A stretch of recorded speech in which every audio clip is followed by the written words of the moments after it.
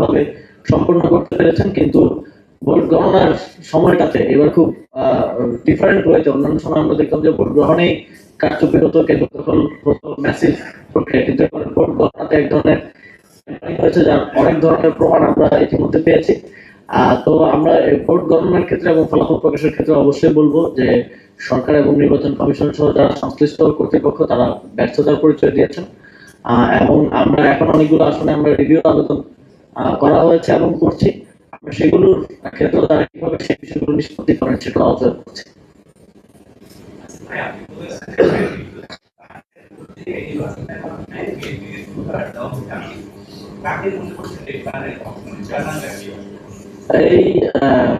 এই প্ল্যানের অংশ আসলে অনেকেই, আমি যেটা বললাম যে এখানে অনেক ইকোসিস্টেমের মধ্য দিয়ে বাস্তবায়ন করা হয়েছে।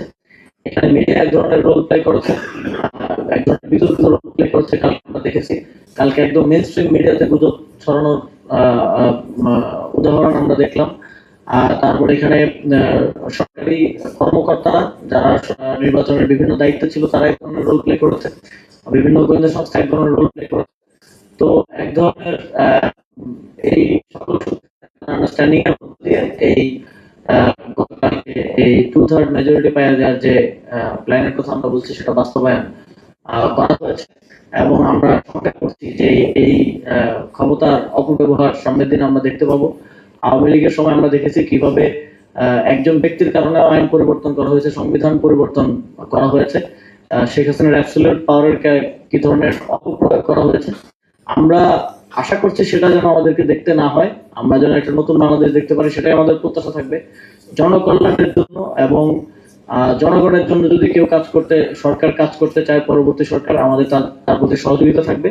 কিন্তু জনগণের বিরুদ্ধে কিছু করতে গেলে সেক্ষেত্রে আমরা সকল প্রক্রিয়ায় তার বিরোধিতা করব, রাজনৈতিকভাবে তার বিরোধিতা করব।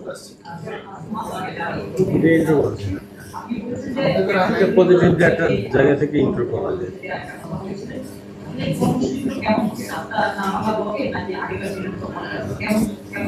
সেটা আমাদের 11 দলীয় জোটের ফোরামে আলোচনার মাধ্যমে আমরা নির্ধারণ করবো এবং আপনাদেরকে জানাবো।